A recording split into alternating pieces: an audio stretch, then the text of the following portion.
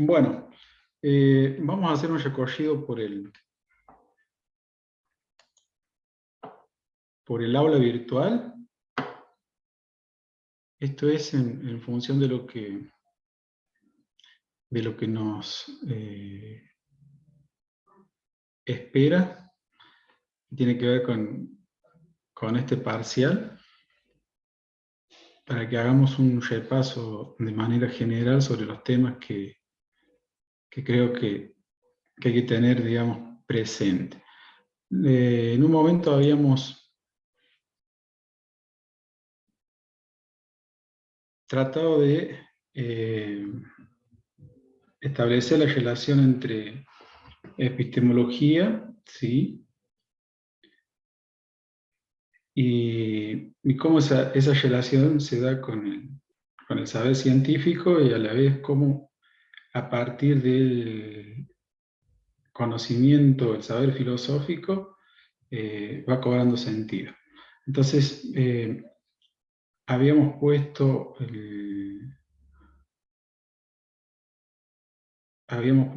un video, un corto de 20 minutos, para que ustedes pudieran tratar de hacer esta relación. Me parece que es importante tenerlo en cuenta, tenerlo presente, para poder seguir el hilo conductor de lo que nosotros nos hemos propuesto, ¿sí? Bien. Otro punto tiene que ver con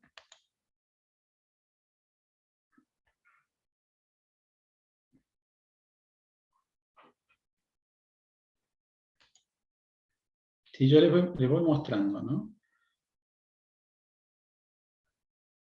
Tiene que ver con, aparte de esa actividad, aparte del video, ¿sí? Tiene que ver con la actividad número 1, ¿no? Que eran las primeras actividades que nosotros habíamos estado trabajando, ¿sí? Donde veíamos esta relación, ¿sí? Si ustedes pueden observar, bueno, ahí están el conjunto de preguntas, ¿sí? Es importante que vuelvan, ¿sí? Que vuelvan a analizar estas preguntas en función del material que está publicado, ¿sí? Y traten de vincularlo con el video, ¿sí? Recuerden que una de las preguntas que nos parece acá clave tiene que ver poder caracterizar la epistemología como ciencia, ¿sí?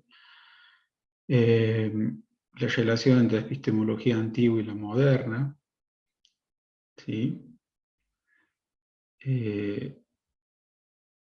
Esa diferenciación que habíamos visto entre filosofía y ciencia, epistemología y metodología, los tipos de contexto, me parece que son algunas preguntas que nos pueden ayudar a ir, digamos, construyendo un posicionamiento con respecto a lo que es, digamos, el origen y la aparición de la epistemología como ciencia. ¿Sí? ¿Me van siguiendo hasta acá? Sí, profe. Sí, profe. Perfecto. Bueno, entonces, el otro punto que creo que es un poquito más complicado tiene que ver con el neopositivismo o empirismo lógico, sobre el cual hemos dedicado unas clases, hemos trabajado sobre este punto. ¿Se entiende? Entonces, también tienen allí material como para poder hacer una lectura, ¿sí? Nosotros lo habíamos centrado en algunas fichas, ¿sí? Sobre todo la lectura del manifiesto neopositivista, ¿sí? Este debe ser el texto de Ayer, ¿sí? Yo creo que había una especie de síntesis, ¿sí? Y bueno, lo que les publiqué últimamente tiene que ver con una de las preguntas, que es la relación entre lenguaje y hecho, que Alfred Adler, como, digamos, divulgador de esta corriente del neopositivismo, no plantea esa problemática. Entonces, volviendo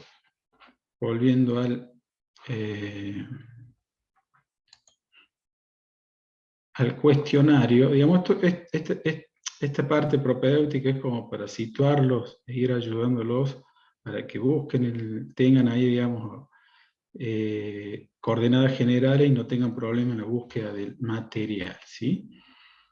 Después tenemos el cuestionario del neopositivismo, ¿sí? Que son 10 preguntitas. Entonces, yo se las había marcado a las preguntas.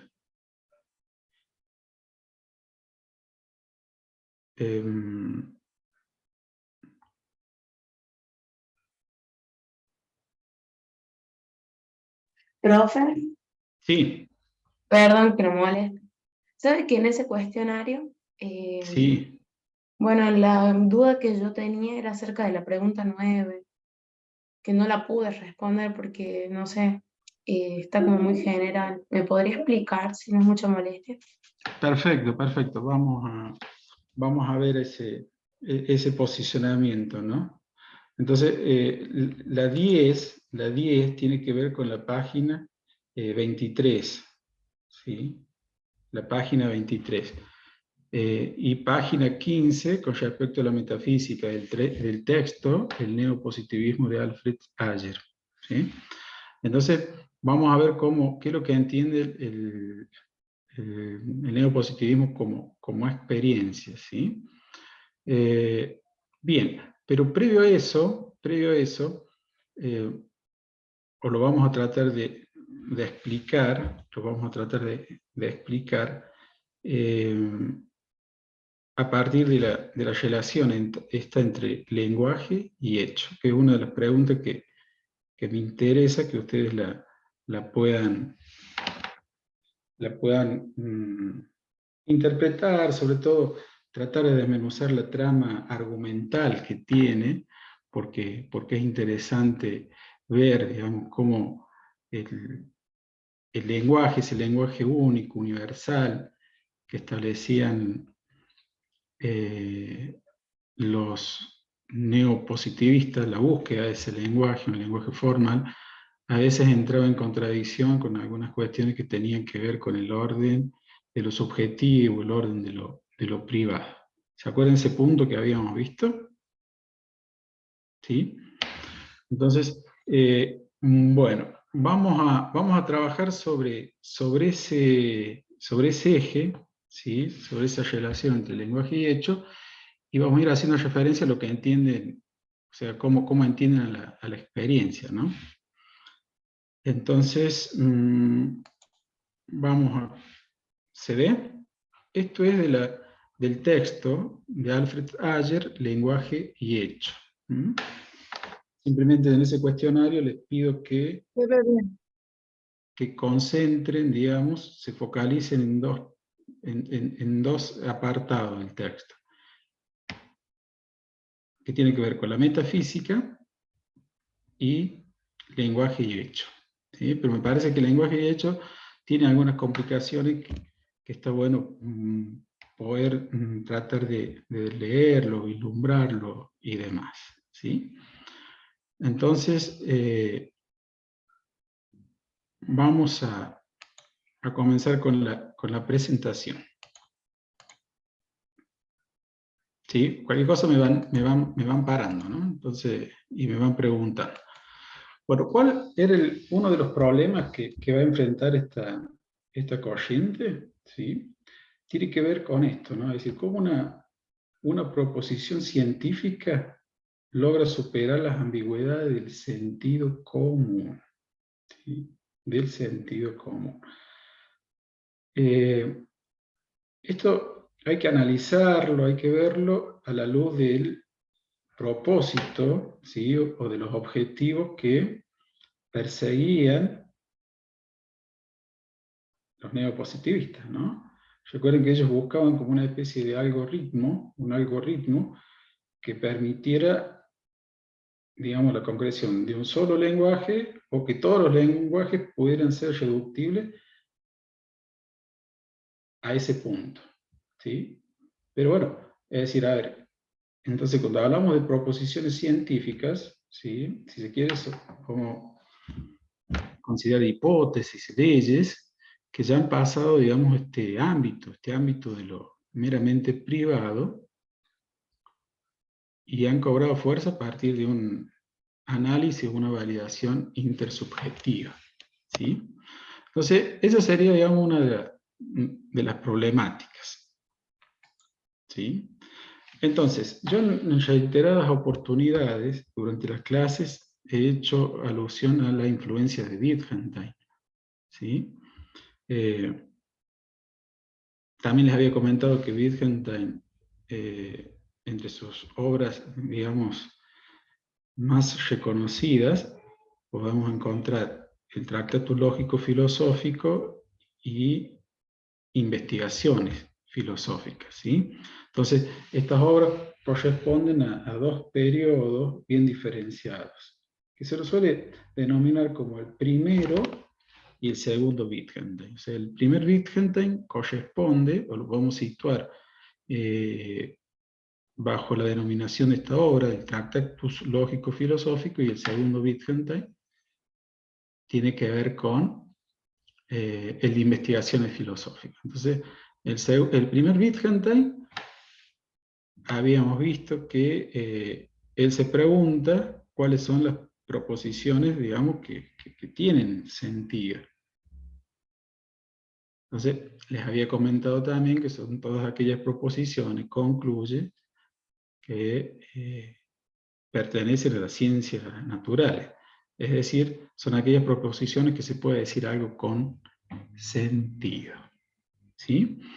Entonces, pero digamos, Wittgenstein, sobre todo el primer Wittgenstein, esta es una cuestión, digamos así, amplia, muy amplia, pero es necesario decirlo para que ustedes lo tengan presente. O sea, el primer Wittgenstein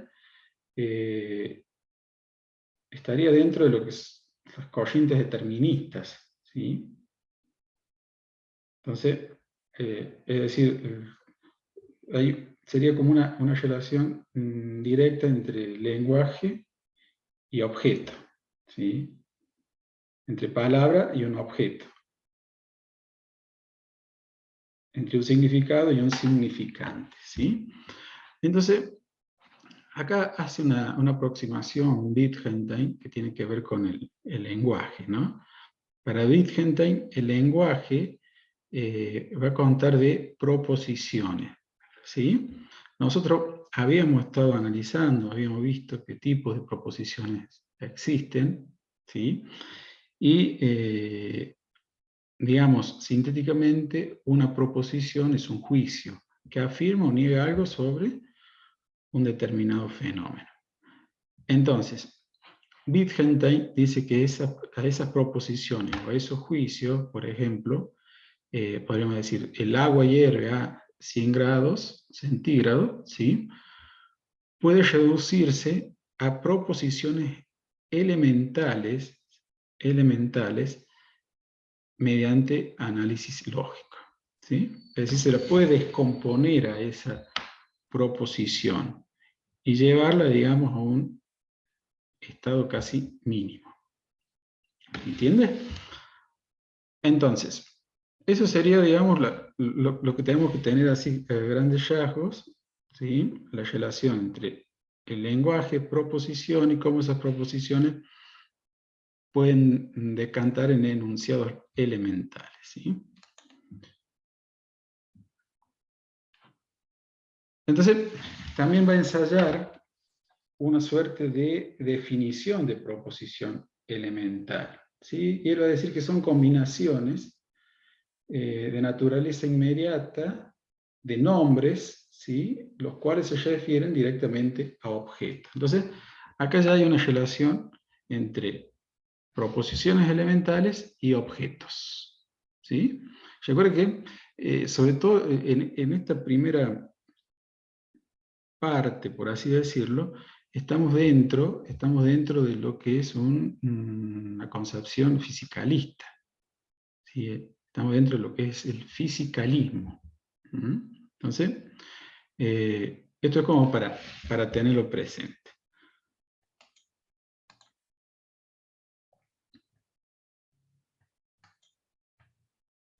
Entonces, por un lado tenemos las proposiciones elementales, ¿sí? Y por otro lado tenemos objetos. En ese sentido, Wittgenstein, ¿sí? Cuando trata de establecer una relación, o va a decir cómo se vinculan, él habla de la teoría pictórica. ¿Sí? Habla de la teoría pictórica.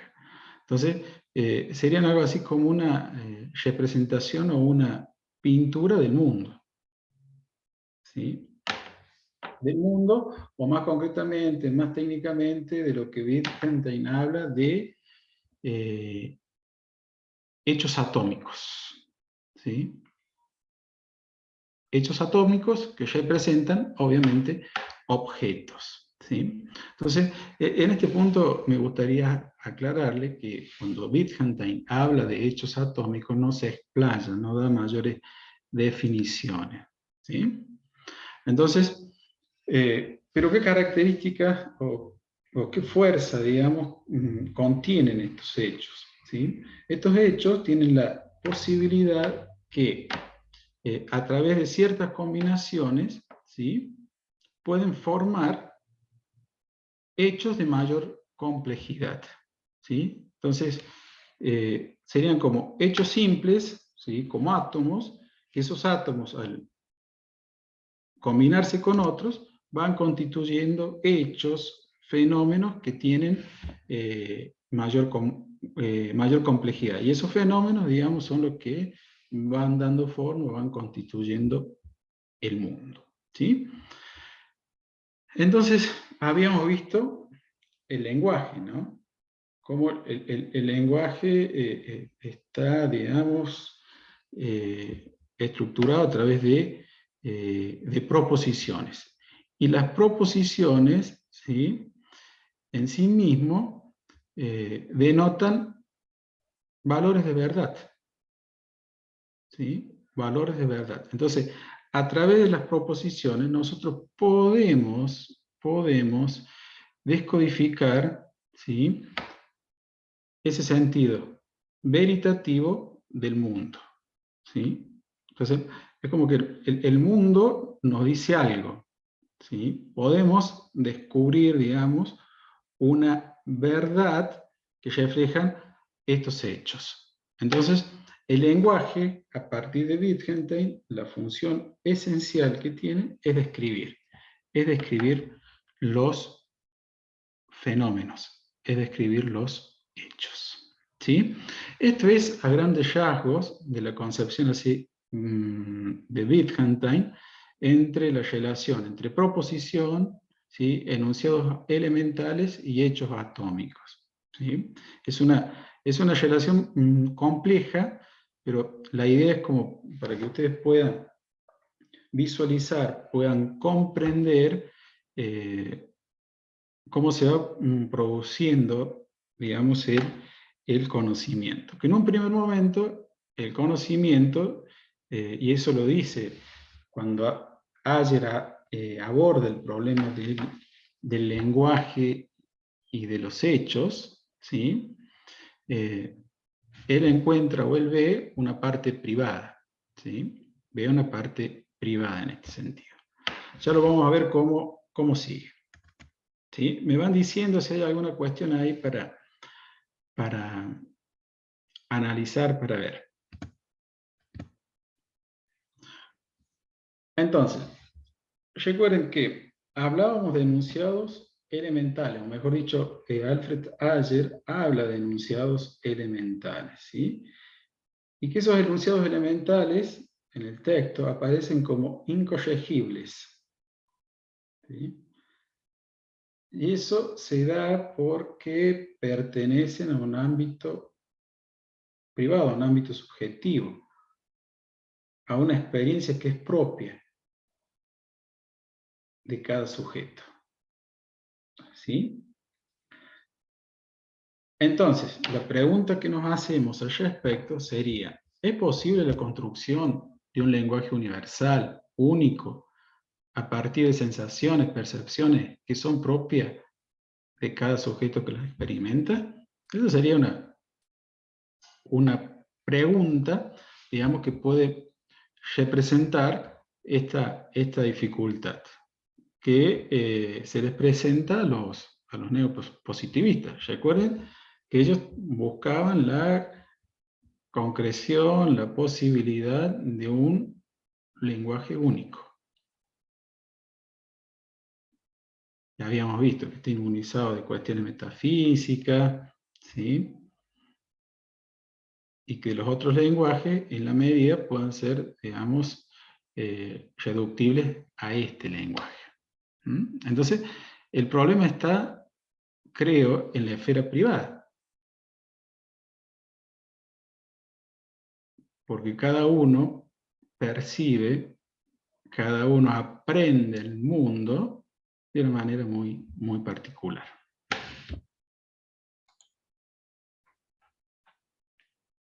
Entonces, la gran dificultad, y eso lo dice Ayer, se debe al carácter privado de los objetos, ¿sí? Carácter privado de los objetos, a lo que estarían haciendo referencia los enunciados elementales.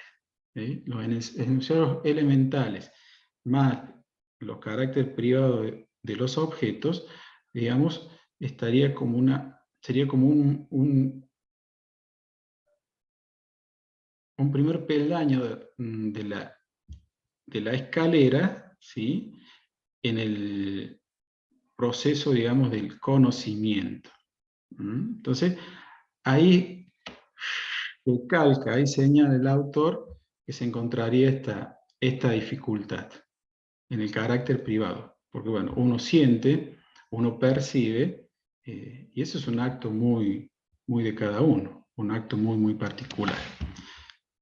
¿Se va entendiendo hasta acá?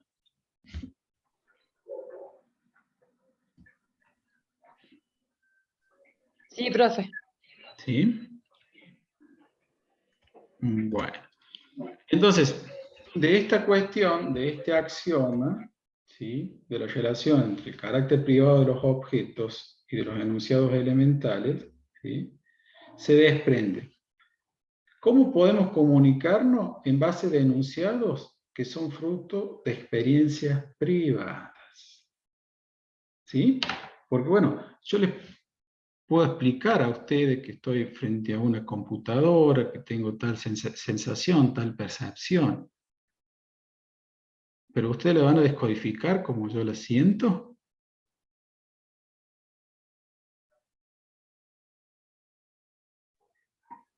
¿Sí? Entonces, claro, ahí estaría, digamos, una de las cuestiones a vencer, una de las cuestiones a solucionar. Recuerden que lo que se está buscando acá es neutralizar el lenguaje de cuestiones que son de orden subjetivo. Por eso, la relación entre enunciado elemental o protocolar, que después lo vamos a ver, tiene que ver con en un primer momento está vinculado a experiencias que son propias del sujeto. ¿Sí? Entonces, y ahí aparece la pregunta, ¿cómo podemos llevar adelante la comunicación? ¿Es posible que yo pueda comunicar lo que presiento, lo que descodifico? Y que esa comunicación sea, digamos, traducida en la misma manera o en la forma pura que yo lo estoy experimentando. ¿Sí? Bueno, esa sería como una pregunta que aparece en esta trama argumental de la relación entre lenguaje y hecho.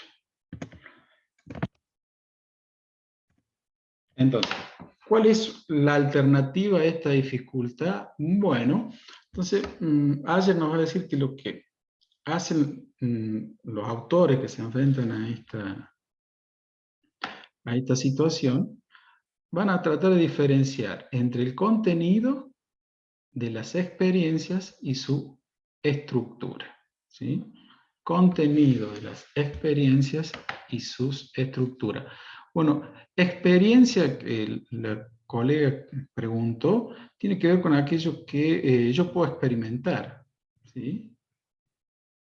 Ver un color, sentir un sonido, sentir la jugosidad, ¿sí? Percibir un objeto. Eso tiene que ver con la experiencia en este contexto. Gracias, profe. ¿Sí? Entonces, y la diferencia está entre contenido de la experiencia y su estructura. Siempre cuando hablamos del contenido de la experiencia, en función de los ejemplos que yo le señalé, les marqué, pertenece al orden privado. ¿Sí? Pertenece siempre a un orden privado. Y la estructura, en el texto que les compartí para tal fin, en la estructura, dice que, o una interpretación, ¿no? La estructura es análoga a cada uno de nosotros. ¿Sí? Y yo les hice una aclaración de lo que es análogo, lo que es analogía. No es lo mismo, pero tampoco es lo diferente. ¿Sí? Entonces, si bien el contenido de las experiencias es incomunicable, ¿sí? A través de la estructura que de alguna manera, ¿sí? La compartimos entre nosotros, no es la misma estructura, pero tampoco muy distinta sería. ¿Se entiende? Entonces, si alguien dice, veo una manzana de color rojo, ¿sí? Entonces, veo, digamos, que la descripción, de una forma u otra, se vincula con ciertos gestos, con ciertos señalamientos, con cierto patrón, y bueno, por esa estructura que comparto,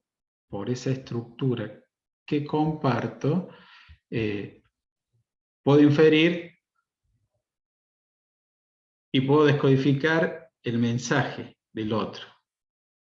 ¿Se entiende? Entonces puedo entender que usa los mismos gestos, las mismas palabras al decir veo una manzana de color rojo. ¿Se entiende? Entonces, esto es, digamos, una posible solución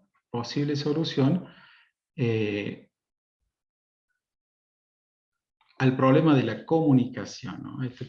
Esta cuestión que se da a partir de ese ámbito privado, ¿sí?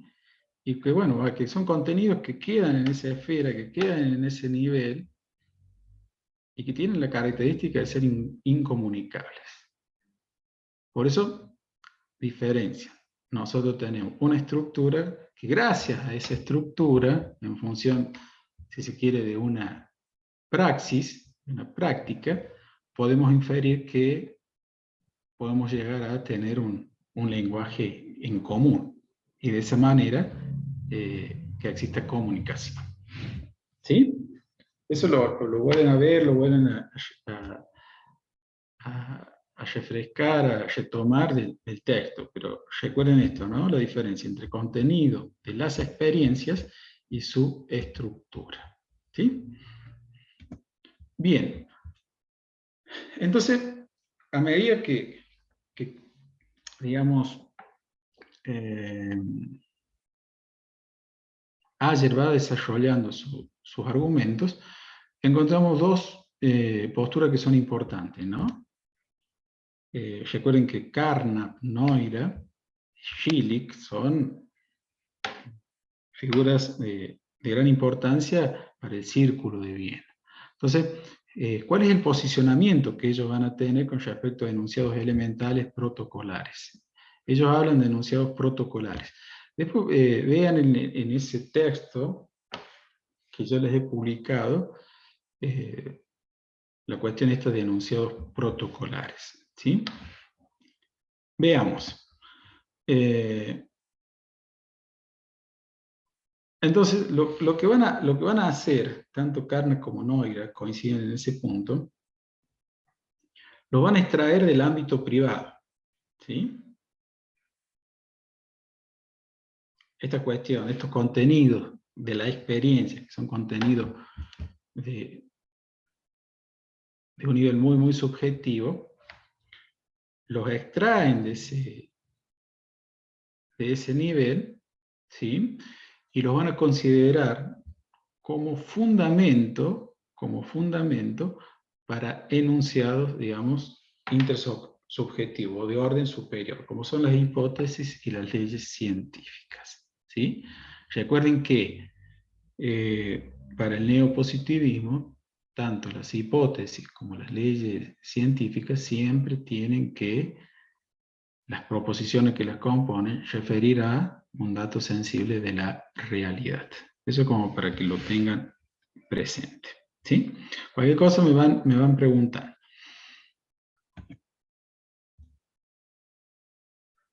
Entonces, es lo que yo les decía, ¿no? Los extraen del ámbito privado, y de ahora en más los ubican o los refieren a acontecimientos físicos públicos, ¿sí? Acontecimientos físicos públicos. Y ahí es donde aparece la tesis del fisicalismo. Esto como para que lo puedan ver un poco mejor, como lo puedan llegar a vislumbrar significativamente, trátelo de vincular con el conductismo, ¿sí? Con el conductismo. Entonces,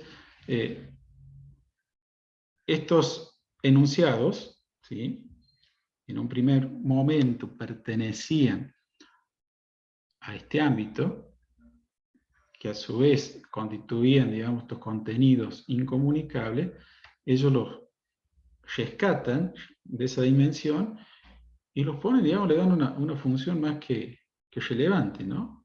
Que oficien como fundamento de enunciados intersubjetivos. Son las hipótesis y leyes científicas. ¿Por qué intersubjetivos? Porque, bueno, hay ya hay un consenso de la comunidad científica sobre estas hipótesis, sobre estas leyes. ¿Se va entendiendo? Entonces, dejan de ser privados y pasan a un ámbito más bien público. Pero siempre están vinculados a un objeto, ¿sí?, o a un fenómeno. Sí, bueno, esto es lo que yo le había estado diciendo, ¿no? Entonces, en un primer momento, al ser, recuerden, al haber sido, o al denotar un ámbito puramente del sujeto en términos de experiencia, no se puede hacer nada con esos enunciados, ¿sí? Entonces, a partir de este trabajo de Noiguera y Carnap, de ahora en más, sí, se los puede valorar, se los puede corregir, se los puede modificar. Bien, entonces, en un primer momento habíamos visto, o el intento de ellos era de que estos enunciados funcionen como fundamento de enunciados superiores, ¿sí? Pero se da, digamos, la paradoja o la posible dificultad de que estos enunciados elementales pudieran entrar en contradicción, ¿sí?, con enunciados de orden superior. Por ejemplo, una hipótesis científica o una ley. Entonces, ellos plantean, si se diera excepcionalmente esta situación, lo que hay que hacer es desechar el enunciado elemental o protocolar, ¿sí? Recuerden que los enunciados elementales o protocolares serían como el anclaje, o sería ese puente con la realidad, con ese dato sensible que toda proposición debe emitir. ¿Sí?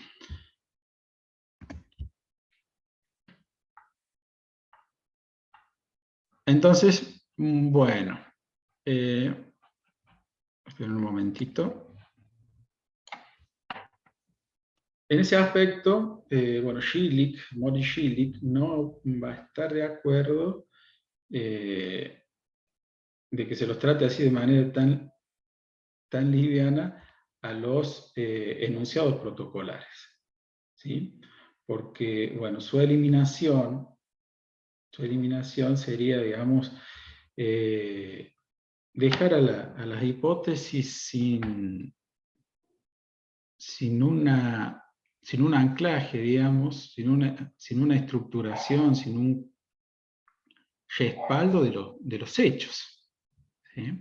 Eso sería, digamos, como la observación que Schillig hace, digamos, a la propuesta de Carnot y Neurath.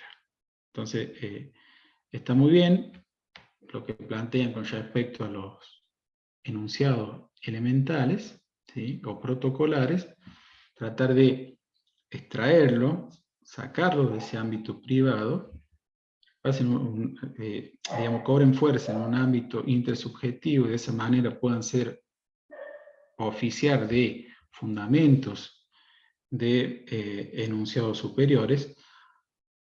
Pero bueno, también estaba el riesgo de que entraran en contradicción con las hipótesis o con las leyes en un determinado momento.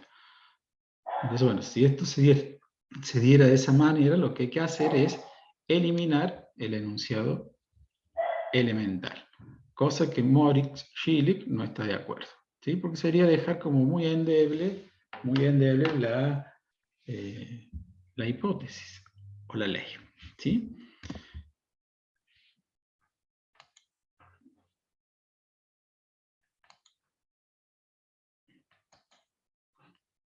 Entonces, bien, en función de esta problemática, relación entre lenguaje y hecho, Alfred Ayer dice que hay cuestiones que hay que desechar, ¿sí? Que para él, para su visión, y ustedes lo podrán ver en el texto, hay cuestiones que se deberían, digamos, dejar de lado, ¿sí? Y él las enumera, ¿no?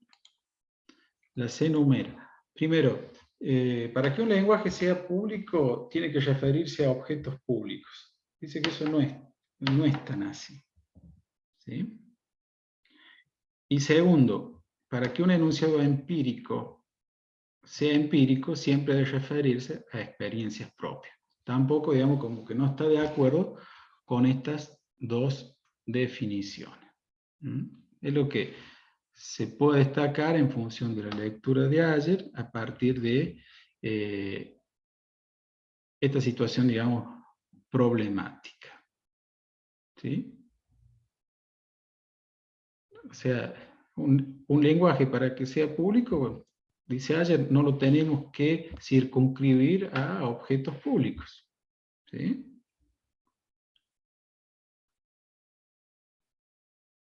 Y que un enunciado empírico, para que sea empírico, siempre debe referirse a experiencias propias. Bueno, también eso hay como lo ve como supuestos falsos.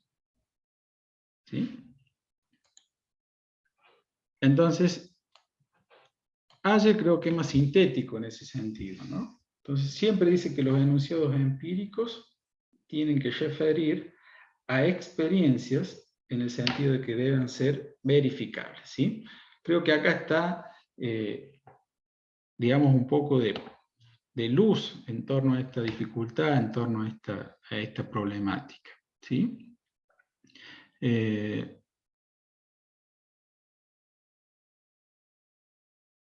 Siempre, ¿no? Tienen que referirse a experiencias en el sentido que deben ser verificables, ¿sí?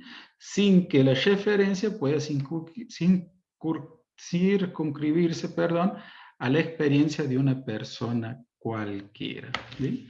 Entonces, en este aspecto, yo me quedaría con esta definición. Los enunciados empíricos se tienen que referir a experiencias en el sentido que deban ser verificables. Nosotros hemos visto en Alfred Adler qué tipo de verificación él pretende.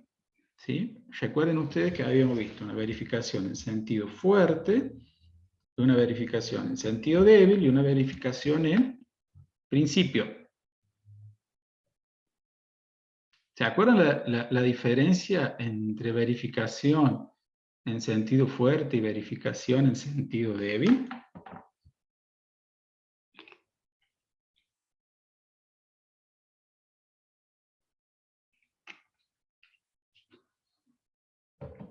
Que proponía Alfred Adler.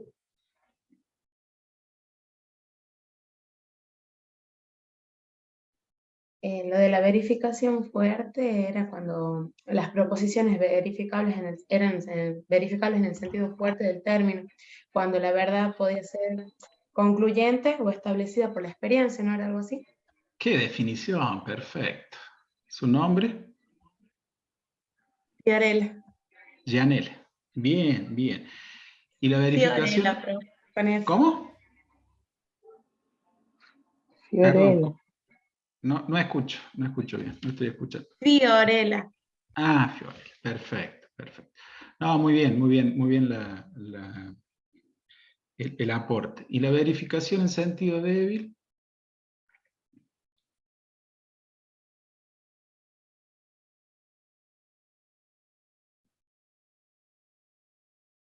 De este tipo de verificación, ¿cuál es la que Adler prefiere? ¿En sentido fuerte, como describió ahí de manera excelente la compañera, o en sentido débil?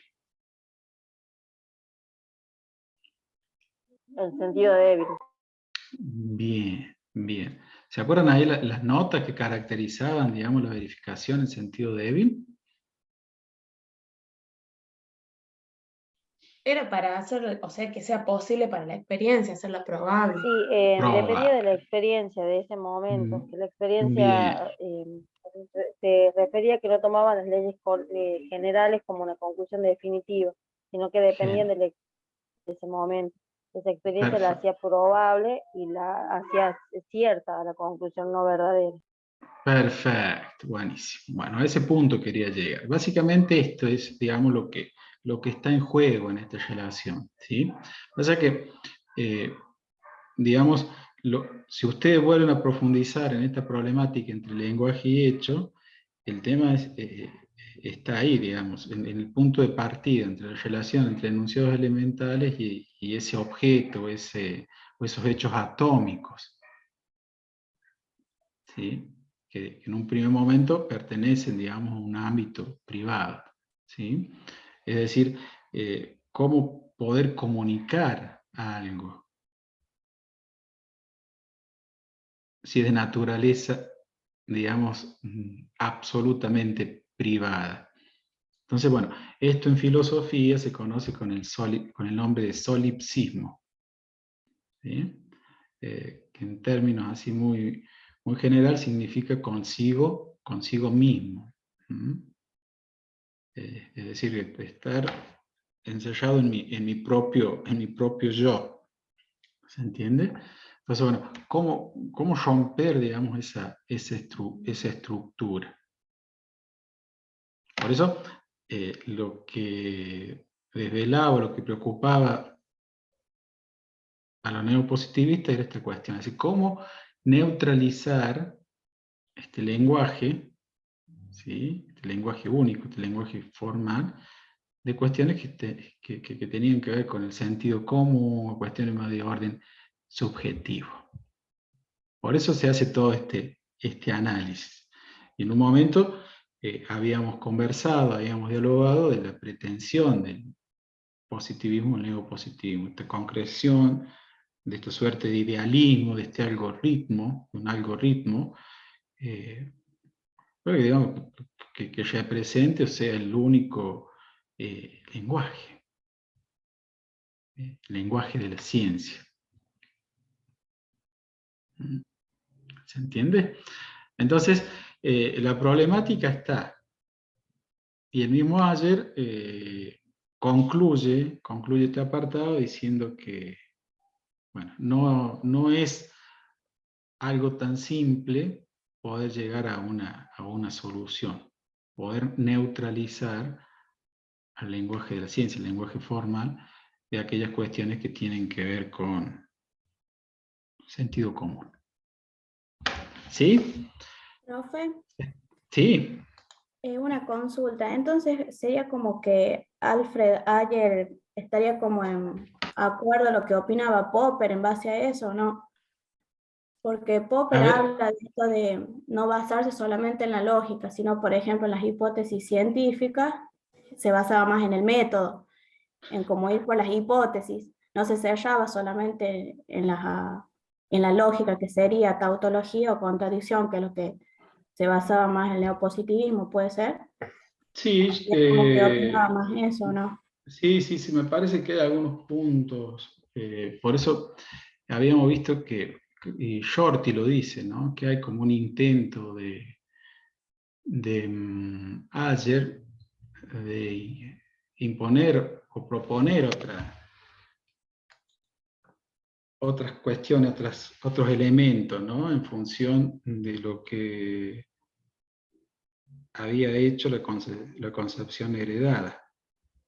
Tiene que ver el neopositivismo, ¿no? Y me parece que yo encuentro un punto de contacto ahí con la concepción de la verificación en sentido débil. ¿Sí? Me parece que podríamos vincularlo a Popper en ese punto. ¿Sí?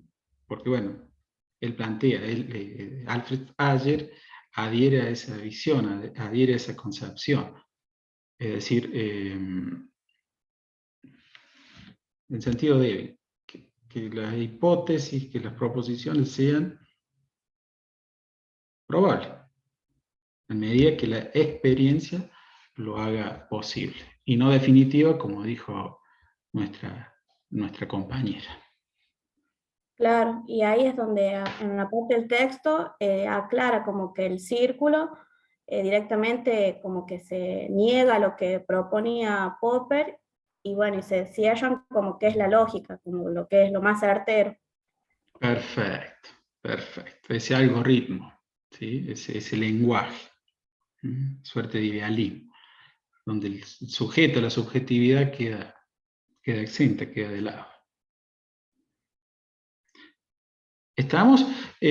Pregunta, ¿pudieron, digamos, avanzar con la lectura? ¿Cómo están? ¿Cómo se sienten a partir de los elementos estos que estuvimos subiendo a la aula con las clases? ¿Cómo están en ese aspecto?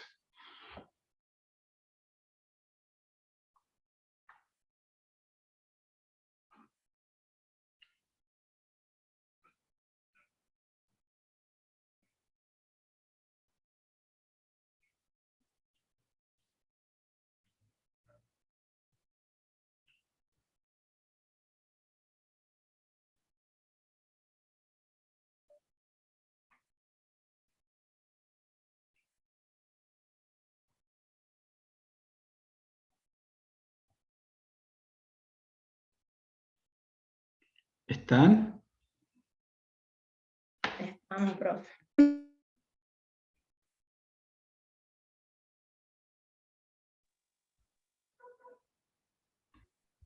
Bueno, ¿algún otro elemento para...?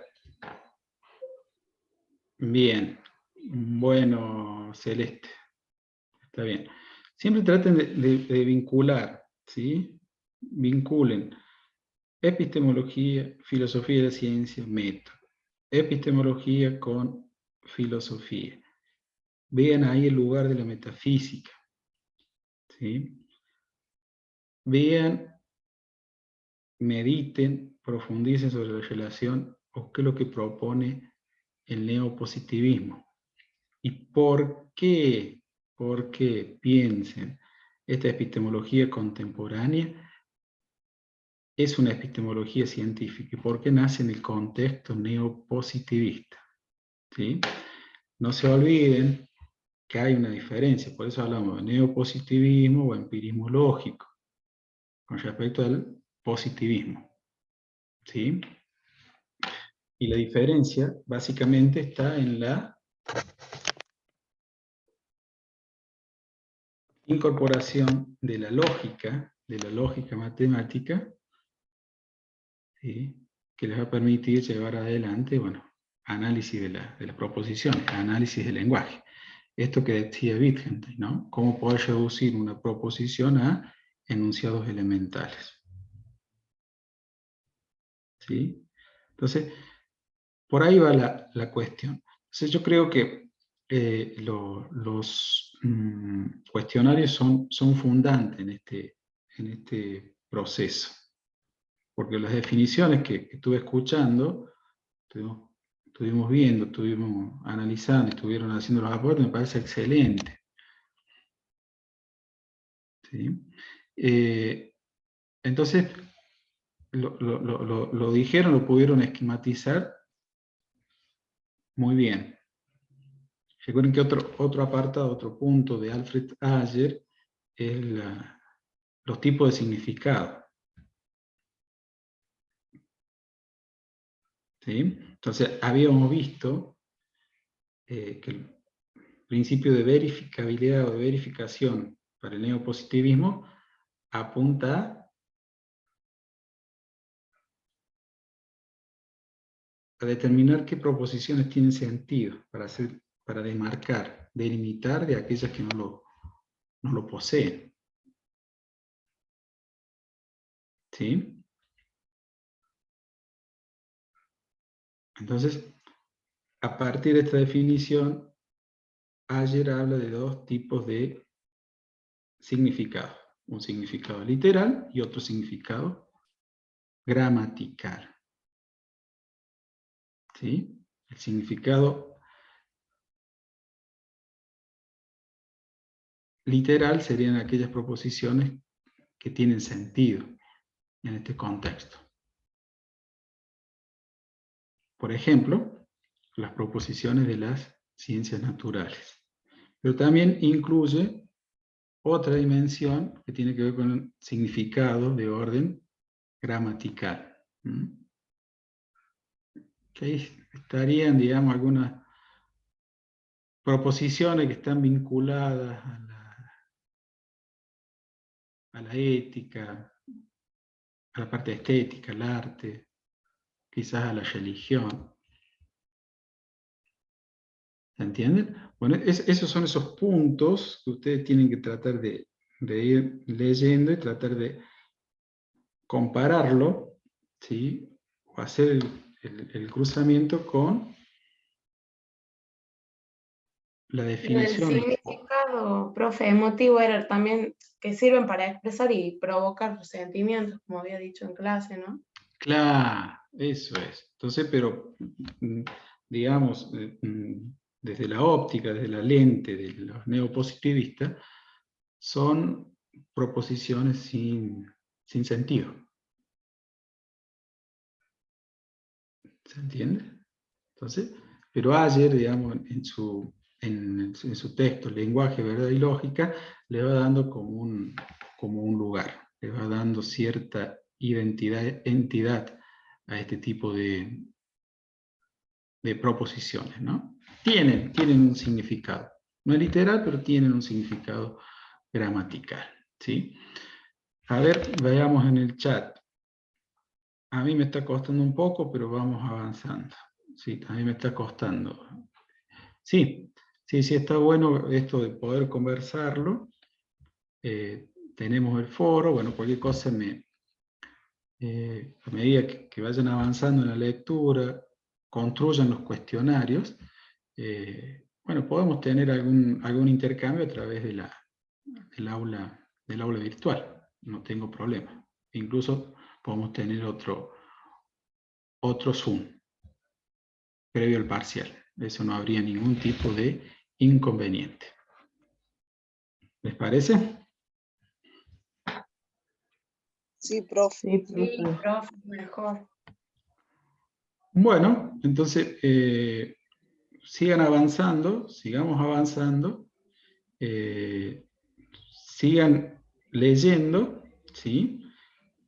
Yo ya les voy a publicar este cuestionario que está, digamos, como fragmentado en un solo cuerpo, y quizás a partir de esa definición, digamos, que implica el cuestionario, los pueda orientar mejor. Y después nos podemos reunir entre lunes o martes de la semana que viene y podemos tener otra conversación con respecto a esto. ¿Les parece? Sí, profe, gracias. Sí, profe. Gracias. Así que, bien. No sé si tienen alguna duda. Entonces queda el compromiso. Queda el compromiso